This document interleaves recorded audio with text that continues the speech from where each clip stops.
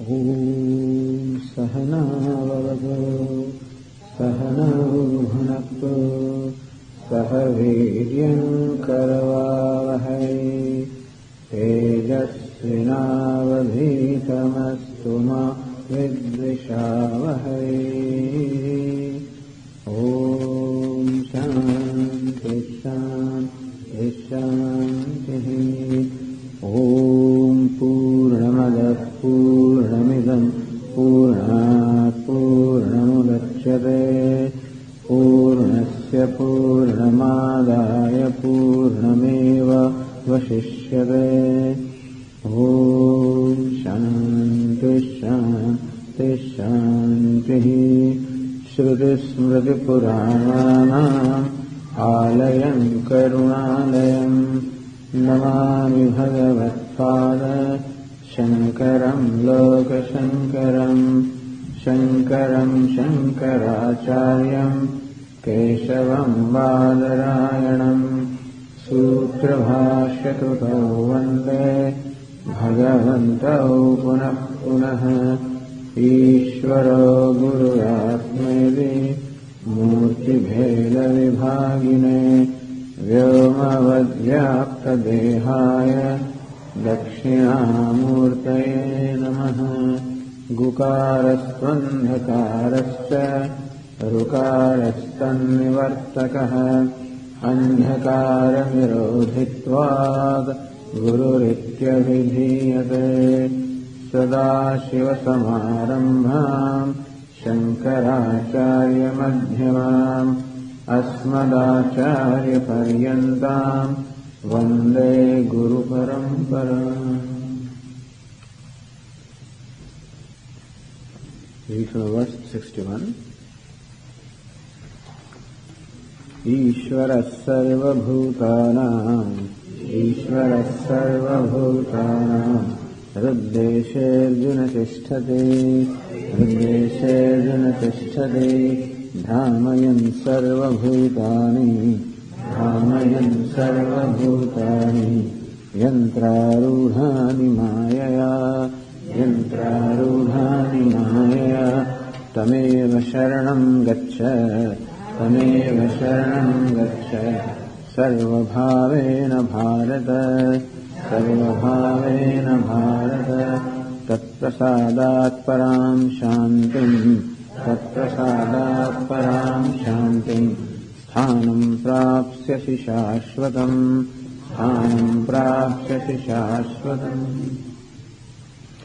हे अर्जुन, ईश्वरः सर्वभूतानां हृद्देशे तिष्ठति. He Arjuna, Lord remains or abides in the hearts of all the beings. It's interesting how it is said that the Lord remains or abides in the hearts of all the beings. In fact, He is everywhere. To say that He is in the heart seems to imply that He is not elsewhere, but in fact He is everywhere.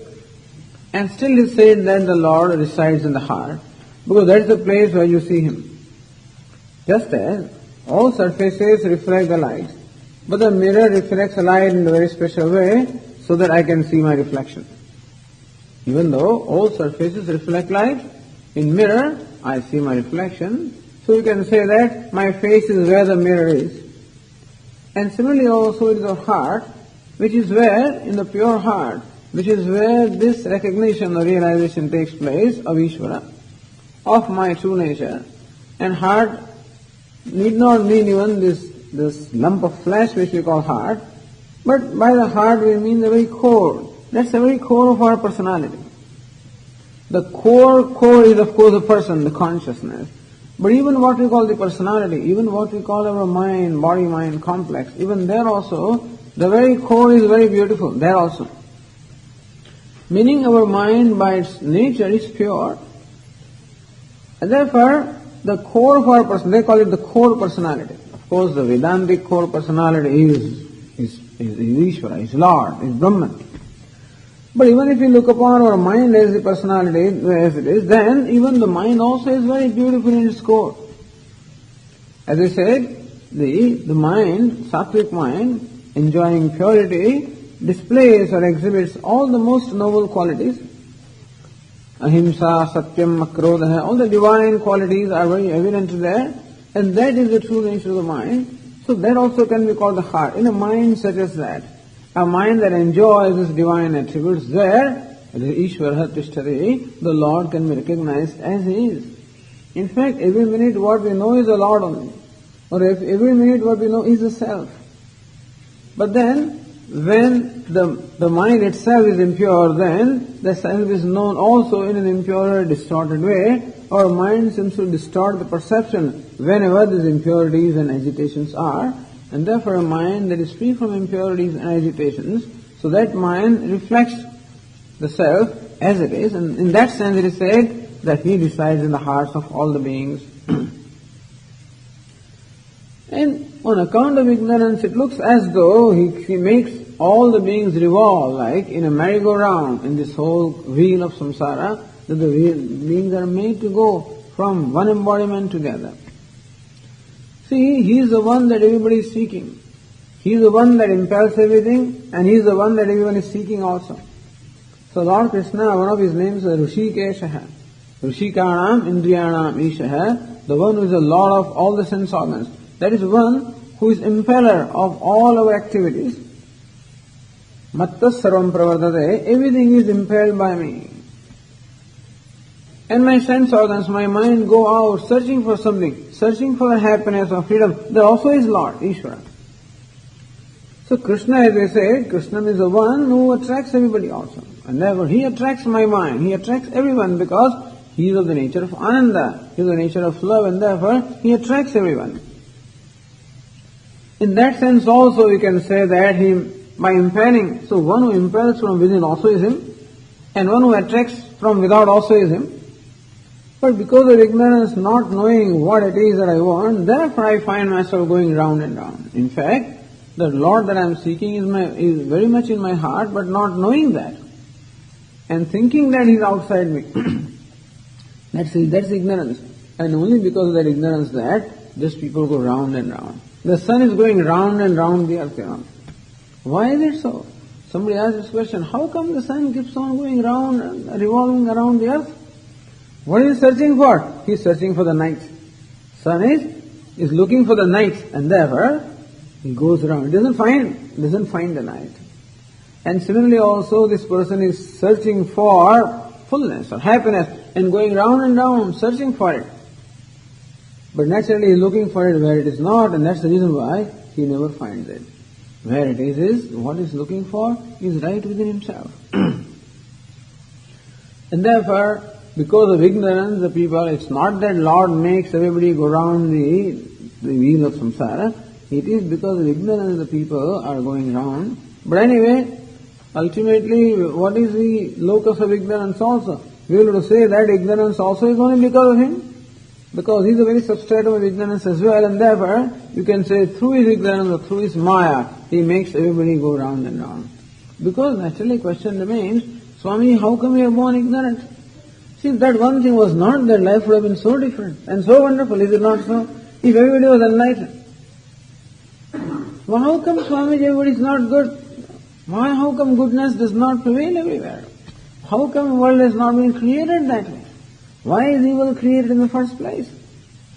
I guess just to make people go round and round. Otherwise, I guess God seems to have an agenda also. Otherwise, there would be no creation at all. If there was only goodness, then there is no reason to do anything at all. If there was only enlightenment of knowledge, then also there is no reason to do anything. And therefore, the creation would not have any reason to be there.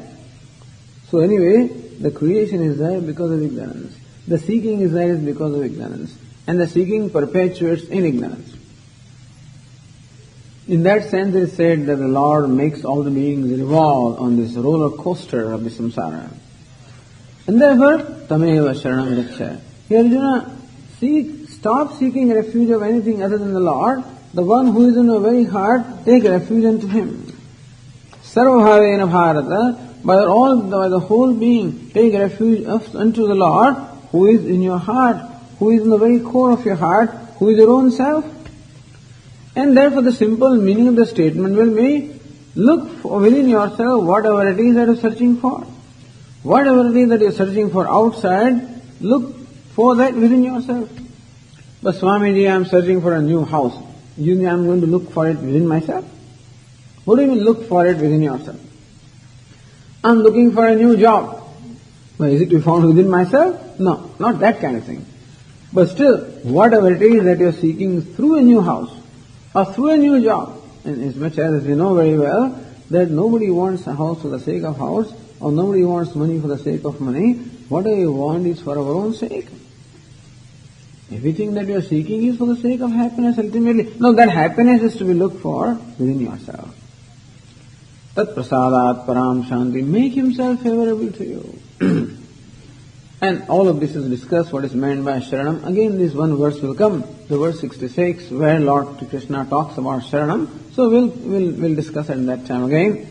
But here Arjuna, take refuge unto the Lord. Tat prasadat, make him favorable to you. By his grace, param shantim prapsasi, you will attain an abiding peace. A peace, abiding peace. A peace that is not disturbed by anything, not opposed to noise, a silence that is not opposed to noise. That kind of an abiding peace, shashvatam sthanam, what is said to be the eternal abode, that is what you will attain. And thus, in all these verses, Lord Krishna has really completed his discourse. And very interesting, in the verse 63, Lord Krishna makes a very interesting statement. Let us read the verse 63. Iti te jnanamakyatam guhyad guhyataram maya vimrushyetadasheshena yathechasi tatha kuru.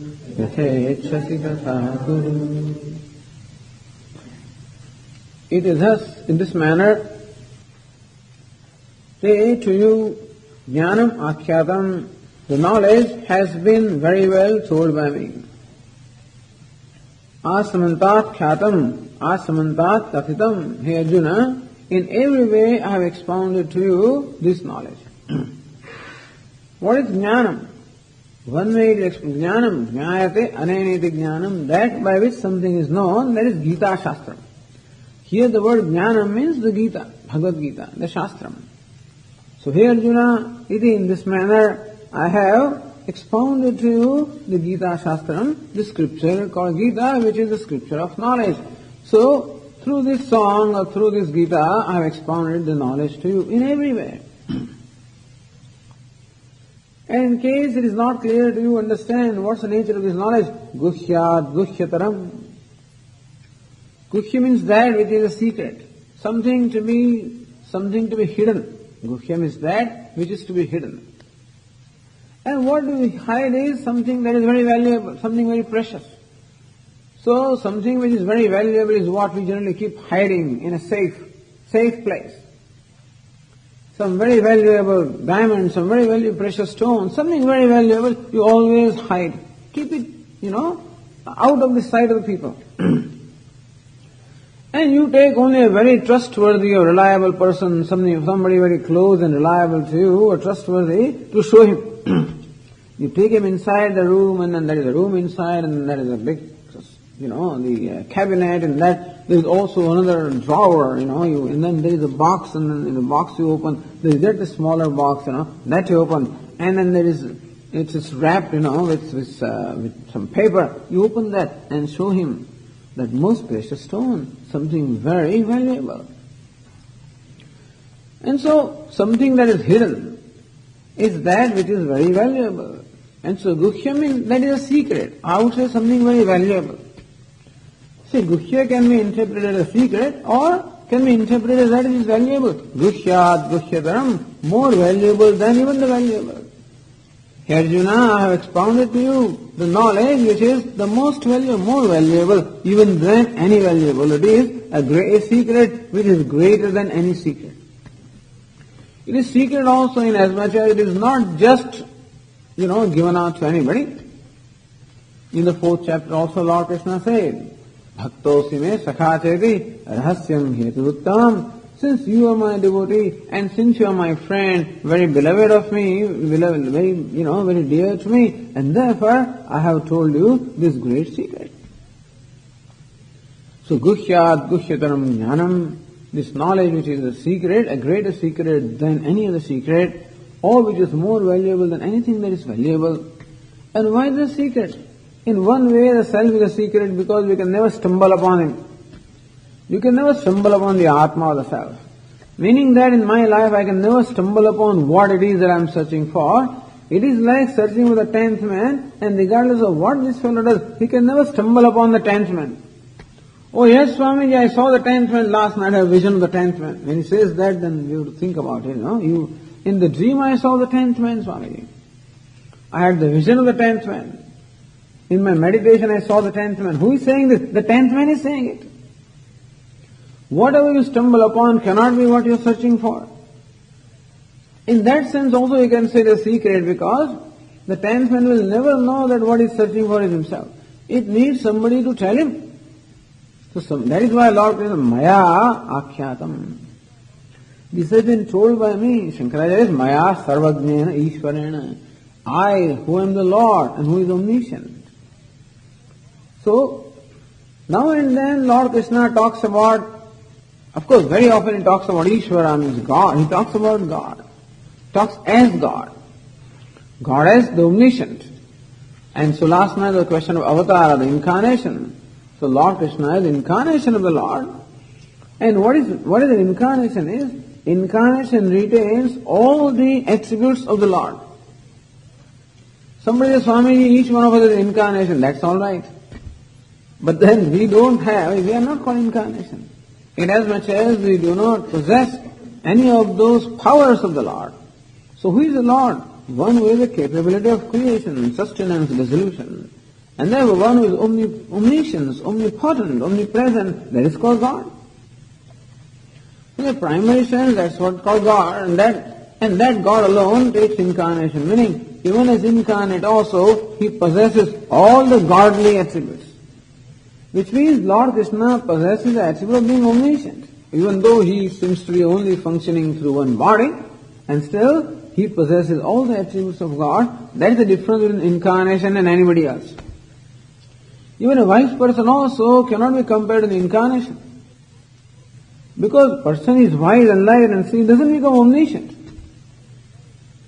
He may know one or two languages or few languages, and still you cannot say that he knows every language, he knows everything. No.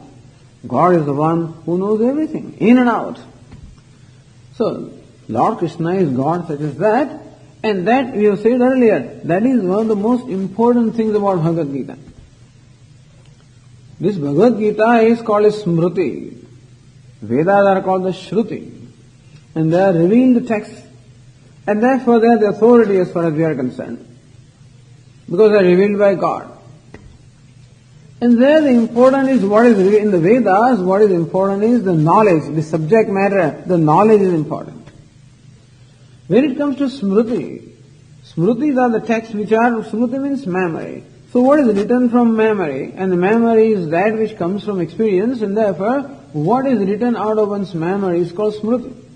So Bhagavad Gītā also is classified as Smriti. In Smriti, the author becomes very important. In Shruti, in the revealed text, what is revealed is very important. Jnanam is important. In Smriti, the one who reveals, one who writes becomes very important. And that is the reason why in Bhagavad Gītā, the one who has given out this Gītā is very important. That is none other than Lord Narayana himself. Ya Swayam Padmanabhasya Mukha Padmad Vinasrita. Bhagavad Gītā is that this is emerged from the lotus mouth of Lord Narayana himself. So the one who has expounded this knowledge is none other than Lord Narayana. Maya Sarvajnena. Parama Aptena. As you know, in the six means of knowledge, the Shabda or the testimony also is a means of knowledge. Shabda means testimony. The testimony of the one who is reliable, one who is trustworthy. In Sanskrit that's called Apta. So Apta Vakya, the words of one who is trustworthy and reliable and knowledgeable, those words are also looked upon as the valid means of knowledge or as valid authority, of knowledge. Who is Lord Krishna? Paramapta. He is the most trustworthy. Not just ordinary apta, but most trustworthy, because he is the Lord himself. So, Maya Sarvagnena Khyadam, by me, who is the Lord, who is omniscient, by me, this great secret, which is greater than any other secret, has been very well expounded to you. Not that I just said it in a few words or a few sentences or a few verses, but I have said all of this in as many as 18 chapters, some 700 verses. This is what Lord Krishna have done. That is, setting any kind of an expectation at rest in the mind of Arjuna. In case Arjuna has still some expectation, is something more going to come, Lord? He says, no, this is it.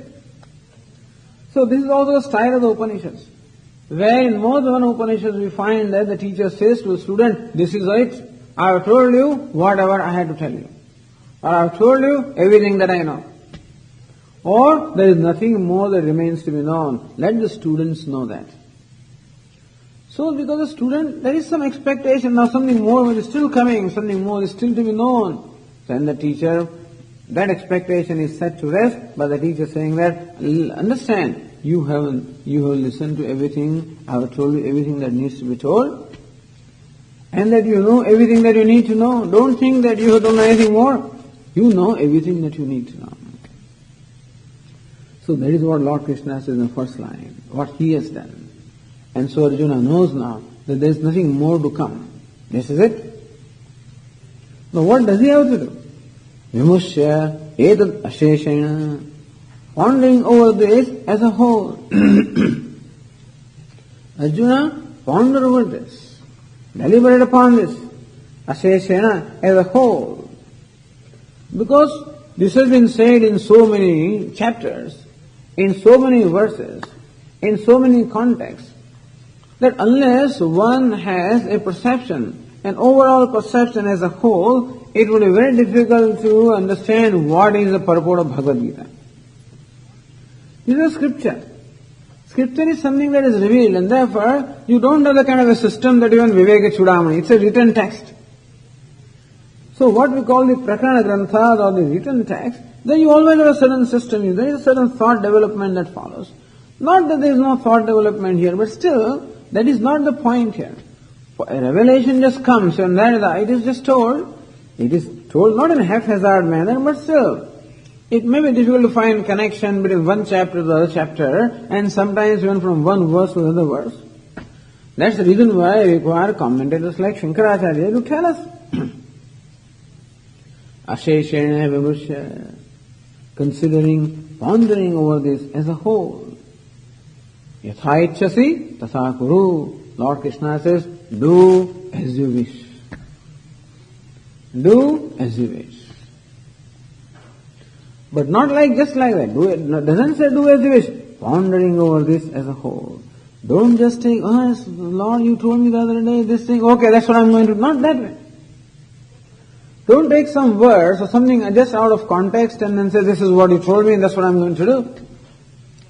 I have told you hundreds of these verses in a number of chapters, and a number of topics have been covered. Keeping in mind something. Basically, what Lord Krishna has said can be summarized as Brahma Vidyayam Yoga Shastre Shri Krishna Arjuna Samvade. This samvada dialogue between Lord Krishna and Arjuna consists of Brahma Vidya and Yoga Shastra. The means and the end, that's what Lord Krishna has said. Brahma Vidya, that's the knowledge of Brahman, which is the means for moksha. And Yoga Shastra is Karma Yoga or Bhakti Yoga, which is a means of knowledge. This is basically what Lord Krishna has said. Karma Yoga, or understand it as Bhakti Yoga. See, we don't like to call Bhakti Yoga because Bhakti is something that is woven when you perform the karma or when you are even seeking the knowledge, and therefore Bhakti flows through and through. But in the first level, the Bhakti and the devotion is expressed by way of karma, by way of service, and karma is understood as duty or as service. And secondly, the same devotion is pursued by way of knowledge, pursuit of knowledge. These are the two things that Lord Krishna said. He has said only one thing basically. He said, Tattvamasi. You are that thou art. That is what he has said in all these chapters. The first chapters talked about you. the second 6 chapters talked about God, the third 6 chapters talked about the identity between the two, and so Tattvamasi, that thou art, the identity between Jiva and Brahman. The idea, this is basically what is revealed because that is the subject matter of the Upanishads. Sarva kshetreshu, that also Lord Krishna said, Kshetrajnam chabhimam vidhi sarva kshetreshu bharata. Here Arjuna, may you know that I am the self in all the personalities. I am the person in all the personalities. And so this truth has been revealed as Brahma Vidya. Everything is Brahman. Everything is God. You are also God. I am also God. Everybody is God. Everything is God. Now how that is so is to be understood. And Lord Krishna has spent a lot of time explaining that. How everything is God and all there is God. This is the vision. Not only that there is one God, but there is only God. All there is God. Until that is discovered, our discovery is not complete. Everything is divine. Everything is beautiful, harmonious, whatever. That's what everything is. And that is to be discovered. And to discover that, I require a certain kind of a mind, which is called the Shuddhantahkaranam, a mind that enjoys freedom from any projections, freedom from the likes and dislikes. And that is Yoga Shastra. And therefore, by living a certain way of life, which is prescribed here, living the way of life, which is called the life based on duty, performed in the spirit of devotion, one gains in course of time what we call the Antahkarana, the mind that enjoys that purity. And with that mind one can see, when I don't project, at this time I always project something. Because I project something on myself. Since I look upon myself as an insecure person or an inadequate person, therefore I always project something upon others also. And therefore I do not see the things as they are. And my mind or my perception is distorted. And therefore it is necessary that we have a perceiving mind and not a projecting mind. That's the transformation that should take place from a seeing mind rather than a projecting mind. As long as rajas, tamas are there, raga, dveshas are there, the mind is bound to project. My insecurities are projected out there. My sadness is projected out there. My needs are projected out there, and that's how I look upon the world in a projected way. I don't look upon things as they are because I don't look upon myself as I am. And what I therefore require is a mind that does not project, just perceives. That is called Shuddhantahkaranam, a mind enjoying the purity. And for that, Karma Yoga. So Karma Yoga and Jnana Yoga, these are the two main topics, Brahma Vidya and Yoga Shastra. This is what Arjuna has said. Asheshena Vimrashya, and pondering over that as a whole. Yatha ichchasi, tatha karu. And then do as you wish. Lord Krishna doesn't do what I tell you to do. Do as you wish. How beautiful this is. And people love this verse. They love this verse. Look, in Bhagavad Gītā, Lord Krishna says to Arjuna, do as you wish. That is a freedom. And so, as Swamiji always says, the freedom can be taught only in an atmosphere of freedom. You cannot impose rules upon the people and then for them to learn freedom, But anyway, you can't impose things upon people for them to learn what freedom is. And therefore, but then Lord Krishna says it now. At the end of 18th chapter, he says, you do as you wish. I'm sure that Lord Krishna is quite confident that Arjuna is going to do what is right for him. So he has a confidence in his own teaching that he has taught and unfolded everything that needs to be unfolded. And he also has a trust or he has faith in the student also that he has understood what has been taught. If that confidence is not there, you cannot give this liberty. So this liberty is given to the person who has the maturity. Understand that the freedom always requires maturity, otherwise freedom is abused. When do you give freedom to do what you want? If you give freedom to the one who is not mature enough, in fact that freedom will hurt the person rather than help him. It is not that freedom always helps, because freedom requires to be assimilated and freedom requires to be owned up, and that requires a maturity. And therefore Lord Krishna has spent all this time in cultivating that maturity in the mind of Arjuna. And now Arjuna is ready to enjoy the freedom. What freedom? freedom of deciding what he wants to do. Yatha ichchasi tatha kuru, pondering over that. Natu kamakarena, not out of an impulse, not just taking one portion of the teaching, not out of an impulse. Don't decide it just out of some fancy, but let that be a mature decision, take into account everything that has been taught. And then decide, then do what you want to do, as you think fit. And so, this will not be told in the Karmakanda section. In the section of the rituals or do's and don'ts, they will not say this, do this and don't do that. Because we do not give benefit of doubt to the person that he can decide. So as long as the person does not have maturity, we do not ask, do not allow him to do what he wants to do. So in India, children will not be allowed to do what they want to do. This is their estimate of their children. Anyway, the idea is that depends on what your estimate is. What do you think the other person is capable of doing? You think that he is not mature enough to decide what is good for him, then you decide for him what is good and tell him to do that. You must go to medical school. That's it. Get married to this girl. Do this, read everything may be told, Everything may be told. Because the parents just may not have the confidence that the boy or girl, they are mature enough to really make this very important decision of their life, and therefore we should make that decision. That's one extreme. Another extreme is do what you want. There's another extreme. And that also sometimes when maturity is not there and people do what they want, they get damaged in that process also. But we need actually a combination of the two. So the real healthy relationship is one in which there is nigraha and anugraha. Anugraha means favoring, giving freedom, accepting, favoring. Nigraha is restraining. A judicious combination of restraining and favoring. But then, when the student is mature, then there is no restraining at all, then there is freedom. So Lord Krishna is confident that now Arjuna has gained that maturity by which he will be able to benefit from his freedom, and therefore may you make a decision as you think fit. Let it be your decision and not my decision. Very often people want to be told, Swamiji, why do you tell me what to do? Don't keep on giving all these lectures, and that's not, tell me what to do. I'll do that. Tell me I'll wake up at 4 o'clock in the morning, sit for 1 hour and do this, half an hour do that. And most people like that. In India also, when there are huge audiences and these Bhagavatam, Ramayana Kathas are being, the Kathakaras are there, the religious discourse are being given, and they always do that.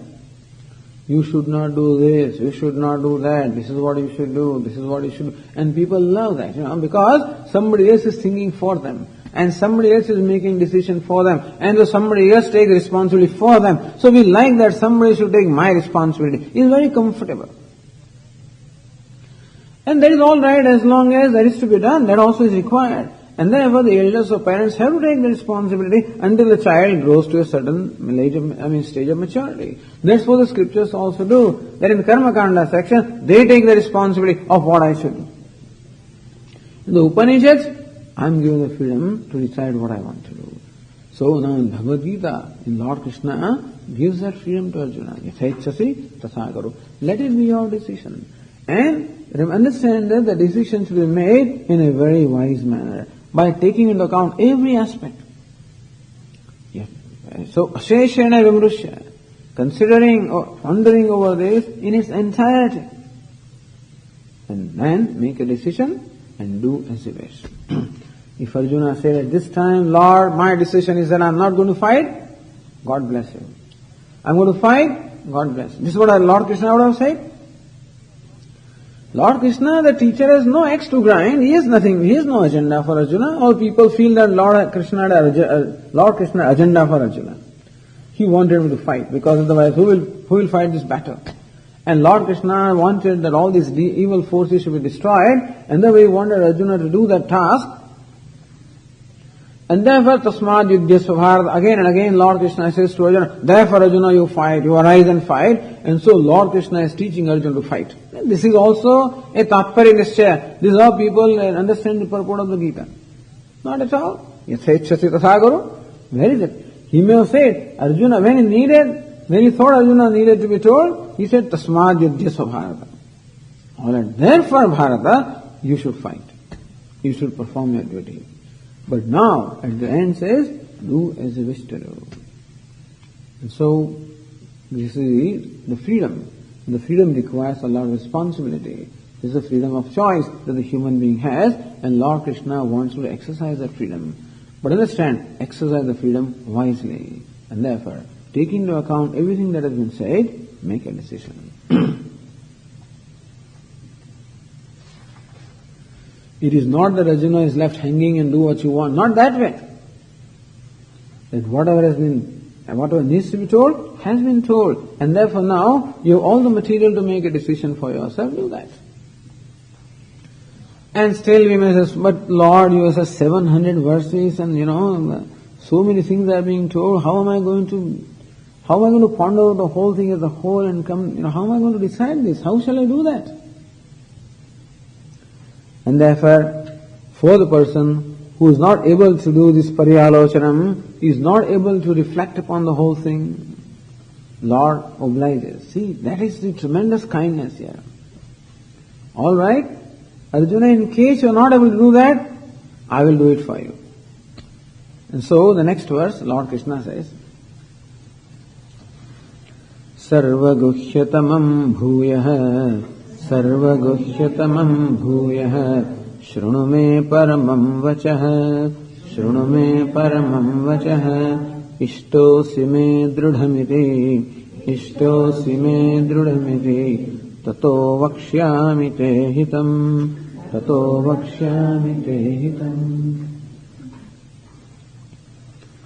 सर्वगुह्यतमं मे परमं वचः भूयः शृणु. Again listen. Even though it has been said a number of times earlier, again listen. To this Paramam Vacha, the highest utterance, the ultimate statement, the highest utterance on my part, which is what? Sarva Guhyatamam, which is the profoundest secret of all. So listen to me now, my highest utterances, which reveal the most profound secret. Hey Arjuna, even though I have said this earlier, bhuyah shrunu, listen to it again. Then when somebody says, we wonder, why are you telling me that? Do you have something? Some agenda? So I am summarizing for you. First he showed that you ponder over that and make a decision. Let it be your decision. Otherwise, let it not be that you are following my instruction, because then it becomes an obligatory duty. Because Lord Krishna said, then I am doing it. Because Swami says, therefore I am doing it. That's okay. Then I can do as long as it is convenient to do. If it has not become my conviction, then sometimes that gets shaken up. The values also must be assimilated values, then alone I am able to follow them. Otherwise, I follow the values as long as it is convenient, and then I drop them. So also it is necessary to assimilate the teaching and arrive at that decision so that it becomes his conviction, and then he will be able to exercise, the necessary willpower and necessary strength he will be able to display to overcome any kind of obstacles that come. It is not easy to pursue any decision. Obstacles are bound to come. And if there is a conviction, then more firm a conviction is, more ability you have to be able to overcome those obstacles. That you are not shaken up. Therefore, Lord Krishna wants it to be Arjuna's decision. And that he should ponder over it as a whole. So Lord Krishna says, I will again summarize for you the whole. Why are you doing it? Ishtosi me dridhamiti. Because you are ever dear to me. You are very firmly dear to me. That's why I am doing it. And therefore, na bhayat, na artha karanadva, Shankaracharya says, not out of fear that he may do something that I do not want, Now what happens is, sometimes having given freedom, you worry. What if he doesn't do that? So you think that, okay, When I give him the freedom, he will do that. But then you get worried, suppose he doesn't do that. Is that the reason that Lord Krishna is worried that maybe Arjuna might make a decision that is not convenient to Lord Krishna? No, not out of that fear. Or he wants Arjuna to make a given decision so that he stands to gain? Not out of that also. It is not out of any personal gain that I have at stake that I am telling you this. Ishtosi me dridam. I am telling you because you are ever extremely dear to me. Tataha, and therefore, tehitam vakshami. I will tell you of that which is most beneficial to you. And so, the one who is dear will always, so since you are very dear to me, that's the reason why I am telling you, just for your benefit. And therefore, again out of total kindness, Lord Krishna summarizes for Arjuna the whole teaching, just in 2 verses. So he can ponder over that and then he can decide. Because it may be difficult for Arjuna to go over the whole teaching. You may not even remember what did you say in the beginning? What was it? What was that in the 2nd chapter? What did you study in the 3rd chapter? By the time you come to later chapter, you forget naturally. Of course, these students are not like that.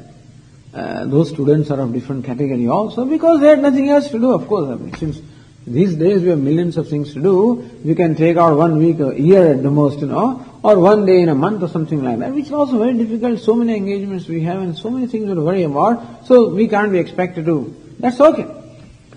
But the student is like Nachiketa was a student, and Yamaraja described to him very complicated ritual. And then asked him to, and he recited the whole thing verbatim. He was so impressed, even Yamaraja also was so impressed, that he gave him some extra boon. He says, you are alright, So, we would expect that Arjuna remembers what all is told to him. But anyway, even if you remember it, still to be able to understand it, you require a certain perceptive mind to be able to get the purport of what is said. And so Lord Krishna says, I am going to summarize for you briefly what all I have already told you. Bhuyaha. Again I will tell you, even though it has been said a number of times, because you are extremely dear to me, and because you are dear to me, therefore, what is in my heart is your welfare. So therefore I will tell you that which is most beneficial to you. What is most beneficial? Moksha. What is beneficial? Moksha, liberation. And what's the means of liberation? The knowledge. Knowledge in 2 stages, Yoga Shastra and Brahma Vidya.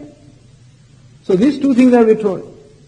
Lord Krishna has basically told these 2 things, Yoga Shastra and Brahma Vidya. The Bhakti Yoga or Karma Yoga and the knowledge. You can say Karma and Jnana, or action and renunciation. These 2 things are told. As we said in our chart, first is Karma Yoga. And ultimately, that Karma Yoga is of a kind of a renunciation, followed by the ultimate renunciation. So therefore, pravritti and nivritti, engagement and disengagement, action and renunciation, these 2 things are told. And therefore, Lord Krishna is now going to summarize these 2 in the following 2 verses. Action or bhakti, devotion, and renunciation. Or knowledge. And so, devotion and knowledge. So devotion is through action and knowledge is through renunciation. Therefore, devotion, so action performed in the manner of devotion and the knowledge performed with or pursued with renunciation. So these are themes that Lord Krishna has taught, and they are going to summarize in the following 2 verses. In the verse 65. Manmana bhava madbhaktaha, manmana bhava madbhaktaha, madhyaji mam namaskuru, madhyaji mam namaskuru, mame vaishyasi satyante, mame vaishyasi satyante, pratijane priyosi me, pratijane priyosi me. Manmana bhava. Think of one whose mind is fixed on me. Have your mind fixed on me. Meaning give your mind to me. Let I be the theme or the subject matter of whatever you think. That's all. Think about me. Manmana bhava. May your mind be devoted to me. That is, what the mind does is thinking, and therefore think. So, sada mam chintaya, all the time think of me. All the time deliberate upon me. All the time inquire into my nature. All the time try to understand me. All the time think of me. What will happen? See, so first of all we are asked to think, we are asked to inquire, we are asked to learn, we are asked to understand. Arjuna, understand me first. Who am I? Look, I am the one without a second, one non-dual, I am the self of all. I am the very creator, sustainer, dissolver, I am the omniscient, omnipotent, omnipresent everywhere. And I am the self of all. I am the very order of the harmony in the life. I am that very love, out of which the whole creation has come. And I am the very love by which maintains the whole universe, and which maintains the harmony in the whole universe. I am the very nature of anugraha, the grace, and it is my grace alone that is evident to the whole universe. So look at me, understand me first. And so the whole universe is in front of us. Of course, the teaching also is there for us to understand that what there is in our life is nothing but grace. So Lord in the form of grace is always there in our life. As Swamiji said, we always enjoy the grace every minute. The breath is going out and is coming back, that is grace. That I go to sleep and then I wake up in the morning, that is grace. That I eat the food, it gets digested, that's all grace. And therefore, every minute, every second you are enjoying the grace. So that is why the acharyas, the devotion, they always describe Lord as nothing but anugraha swarupa, of the nature of grace. So they like the eyes of Lord the most because from there the very grace is always flowing out. Manmana bhava, think of me. Know about my glories. How great Lord is. Know about the greatness of the Lord. And as far as we are concerned, different people always have different things that fascinate them. Some people are fascinated because of the power that he has, and look at the intelligence, and look at the omniscience. Whatever it that fascinates, you will see it all. Or some people are more inspired because of the compassion and love that they see. Some people are inspired because of the knowledge that they see. Some people are inspired because of the creativity that they see. Some people are inspired by the power that they see. Some people are inspired just by the tremendous dimension that they see. And therefore, as you will think of me, you will find, that you will discover in yourself a tremendous inspiration, and therefore a devotion for me. A reverence first and then devotion for me. A reverence comes to me when I see the grandeur or the greatness of the Lord, and the devotion comes into me when I see His compassion. Manmana bhava, hey Arjuna, think of me. Know about me. Know my glories. Mad bhaktaha, then you become my devotee. How to discover devotion? Discovering devotion is to know more and more about Him. Of course, sometimes what happens is more we know about somebody, less devoted we become also. That's not the worldly thing. That's okay. Sometimes it's better not to know too much, then our devotion remains. As far as the mortals are concerned, don't go too close to anybody, otherwise you will be disillusioned, whatever. But not so about Lord. More we know about Him, more we understand Him, then more reverence and more sense of gratitude. And that's how more devotion we discover. Mahatma Jnana Purvasu, that's the reason why listening to the glories of the Lord is one of the very important things. And the devotion of the Lord also, Shravanam Kirtanam Vishnoho, Vishnoho Shravanam, listening to the Vishnu, listening to the glories of the Lord. So that is considered the very first step in devotion. Kirtanam, and when you listen, when you enjoy that, you also start singing. So what happens is when you see something that you really enjoy, you want to share it with others. Hey, come. So yesterday morning as I was coming from my cottage, one of our person who works here, this Tim, says, Swamiji, look at the sun. When you go near the temple, look at the sun. The sun looks just red because there was mist yesterday morning, and the sun was just looking red. So he just met me and he told me he just could not contain himself, and he wanted to share the joy. So when we enjoy something, then we want to share with it. So when you listen to the teaching, when you listen to the glory of the Lord, then you always want to share with others. Kirtanam, you also start singing the same thing. You also start sharing with others. Sharanam, Kirtanam, Vishnu. So when somebody comes along whom you think that would be interested, you start saying this. That's called kirtanam. And when there is nobody, smaranam, you remember it within yourself. So when you have the opportunity, listen to His glories. When you have the opportunities, speak of His glories. When none of them is possible, remember His glories. Shravanam, Kirtanam, Vishnu, Smaranam. And when that becomes a little difficult, Swamiji, my mind gets distracted, then Pada Sevanam, then all right, you serve Him, serve Him, do His puja. So these are all the ways of expression of the word devotion, the love. These are also the ways of discovering love as well as ways of expressing the love. Manmana bhava mad bhaktaha. Arjuna, more you know about me, more devotion you discover about me, and therefore, may your mind be devoted to me, may your mind be fixed on me, and then, that is how you will become my devotee. Let your devotion be to me. And you are a devotee, everybody is born a devotee. Each one of us is born a devotee, and therefore, at any moment you are devoted to somebody or something. And it's easy to discover devotion for the one or for that, which is very fascinating and inspiring to me. And Arjuna, you'll find out that ultimately I am the inspirer of all the inspirations. So whatever that appears to you to be fascinating or inspiring, see me there, because that's where I am. In the 11th chapter it says that wherever you find any glory, where you find any strength, where you find any brilliance, understand that there is an expression of a part of me. And therefore, manmana bhava, mam sada chinte, all the time think of me. Learn about me, understand me, you'll discover the devotion for me. So really the knowledge has done its job, fructified when it results into devotion. And by knowledge means paroksha jnanam. The paroksha jnanam, the indirect knowledge, is a fructification of that is to discover devotion or love.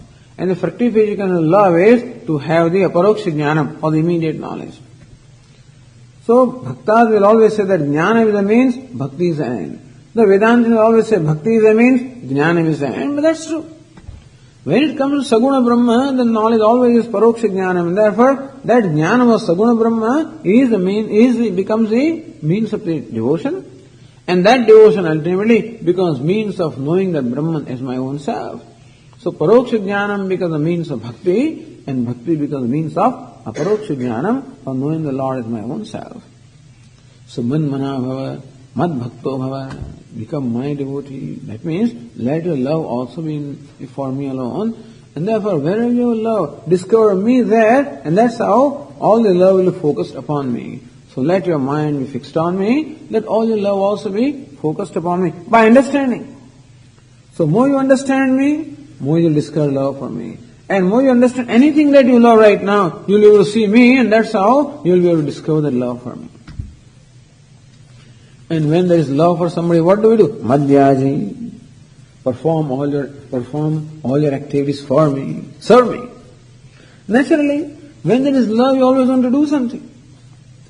Is it not so? So bhakti, actually bhakti is a word derived from the root bhaj in the sense of seva. Bhaj sevayam. So bhakti really means seva. Seva means what? Serving. Madhyaji bhava. Arjuna, as you discover the love for me, may your actions be all offered to me, naturally. So, I want to do something, I want to please the one whom I love. Because that's the beauty of the love, that I become happy by seeing my object of love happy. That's one beautiful thing about love.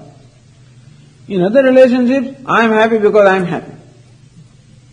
But when there is love, I am happy because the beloved is happy. So there is one joy coming from eating. There's another joy coming from feeding. And that's a subtler joy. So Madhyaji, discover the love for me, and then Madhyaji, serve me. Meaning that, perform all your actions as dedicated to me. That's Karma Yoga. So understand, Karma Yoga presupposes earlier steps. Madhyaji meaning what? Perform all the sacrifices for me, or perform all your rituals or actions for me. So perform all your actions in the spirit of devotion. When can that be done? When the devotion is there in the first place. When will the devotion be there? When there is proper understanding. So number one, let there be proper understanding of God. And that will help me to discover the devotion for God. and will help me to perform the action in the spirit of devotion as an offering to the Lord. Mam namaskuru, and thus bow down to me. What is bow down to me? Bow down is, who is bowing down? Your ego, that's all. And that's how let the ego be surrendered to me. Which means that your raga dveshas, your attachments and aversions, let them be offered to me. So let the rajas and tamas be offered to me. So all this is a process of what we call inner purification. Therefore, Shankaracharya explains this as the karma yoga or the bhakti yoga. Bhakti yoga and karma yoga are not different. That is, when karma is performed with bhakti, it becomes yoga. But before I can perform the action with devotion, it presupposes devotion. And devotion presupposes also a knowledge or understanding. Because the devotion that arises without understanding can be shaken up also. There is some devotion, but then when things don't go my way, sometimes my devotion can be shaken up. But my devotion will become firm to the extent that my knowledge is clear. So Lord Krishna wants a devotion arising out of understanding. And He wants the service arising out of the devotion. And that service becoming means of surrendering to me, to Him, all the obstacles that I have. Mam namaskaru. That is called namaskara. Namaskara means what? Giving up the resistance. Namaskara means identifying with the Lord. Identify with me. This whole process of identification. Then what will happen? As a result, Mam eva eshyasi. You will reach me alone. Mam eva eshyasi. You will reach me alone. That means that you will definitely reach me. And reach me only. What's the guarantee? So this verse is the last verse of the 9th chapter. Manmana bhava, madbhaktaha, madhyaji mam namaskuru. Except the second line is different. Here Lord Krishna changed the second line. Then mam eva ishyasi yuktva atmanam mat parayanaha. Here, mam eva ishyasi satyam te pratijane priyosime. The second line is changed here. Te satyam pratijane, I am making this, I am giving you this promise. So, satyam pratijane means, it can be understood as two ways. I promise this truth to you, or I truthfully promise this to you. Mam eva ishyasi, that you will reach me. Because that I do not know. I do not know the end result of all of these dedication to Lord, and therefore it is necessary that there must be an assurance, and therefore Lord Krishna gives an assurance that if you proceed in this manner, Mame Vaishyasi, that you will definitely reach me and reach me alone. I am making this a promise to you. And by God, so we say, Satyam Pratijane, in truth I am making this promise to you, or I make this truthful promise to you. Why do you do all of this? Priyosime, because you are dear to me, that's all. So, it is love. So Lord Krishna does it all out of love. And this is what happens when Vyavahara takes place out of love. You always want to do something that is beneficial, that is called love. In any relationship where there is love, there is always a concern about the one whom I love. And the main concern is how that person should be happy. And if I am a mature person, then I know that the only way the other person can be happy, whom I love, is by growth. So knowing fully well that it is by spiritual growth that a person can really become happy, the real way of expressing love is to be able to help the other person grow. That's all. Priyosime, since you are very dear to me, I know that the only way, the only thing which will really benefit to you is when you become one with me. Which I know you want. And therefore, this is the way that you become one with me. That's the way that you reach me. And since you are very dear to me, I am saying it only out of a total concern or love for you. This has been said a number of times in the Gītā. Tatteham priyamanaya vakshyami hitakamyaya. In the 10th chapter, I am saying this again to you because I see that you are really enjoying what it is that I am saying, and as motivated by your well-being, I am saying this to you. And so Lord Krishna, many promises are given. Pratijane, I do the pratigna, I promise that this will definitely happen, that you reach me, and I am saying this to you because you are dear to me. So thus, Lord Krishna promised that this greatest of all the secrets I'm going to summarize for you. In the verse 65, Lord Krishna has summarized the first part, which is what we call the Bhakti Yoga. The second verse will summarize what we call the Jnanam or the Sannyasa. That is verse 66. That we'll see in the next class. Om Purnamada Purnamidam Purnat Purnamudachyate Purnasya Purnamadaya Purnameva Vashishyate. Om Shanti Shanti Shanti. Shankaram Shankaracharyam Keshavam Vadarayanam Sutra Bhashya Krutau Vande Bhagavantau Punah Punah. Ishvaro Gururatmedi Murti Bheda Vibhagine Vyomavad Dehaya Dakshinamurtaye Namaha. Om Shanti Shanti Shanti. Hari Om. Shri Gurubhyo